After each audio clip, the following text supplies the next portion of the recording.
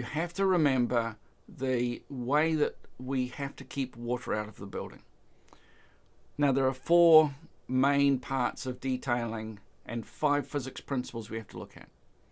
Number 1, the 4 Ds of detailing: deflection, drainage, drying, and durability. Where possible, make sure you can deflect the water away. So for example, in this situation here, any water that gets blown up into this area will dribble down, the gravity will pull that down. This flashing here is then keeping that water away. It's deflecting the water out. If we have a look here, the water can't get into here because it's being deflected down the roof. So number 1, deflection. Now if that doesn't work, for example, if that fails in somehow, I've got a drained cavity. So if any water gets through here, I've now got a drained cavity to keep the water away from my building. So I've got deflection, drainage is my backup plan. Durability. Sorry, drying is the next one. Drying is great. So for example, concrete block, bricks, those kinds of things dry after the sun comes out. So they might get wet to start with, but eventually they will dry. Now, these are a hierarchy. Number 1 is always deflection. Make sure you can deflect everything. If you can't deflect it, drain it, so you have a drained cavity.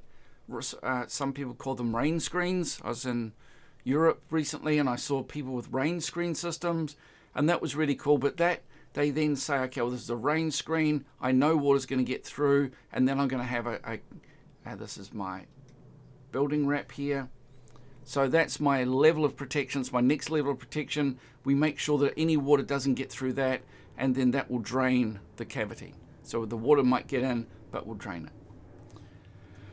As I said, bricks are the drying, and the last one is durability. So if you can't deflect the water, if you can't drain the water, if you can't dry it, then for goodness sake, make sure it's going to be durable. Where I live, if the timber is in the ground, we treat it so that it's durable. There's lots of times where you put in a timber foundation, you can't drain it, you can't dry it, you can't deflect it, but by goodness, do we make sure it's durable. We treat it so that it doesn't rot in the ground. So that's one of the tricks I use, is to bring these details in. Now, that's the 4 Ds of detail. Really important, these 4 Ds of detailing.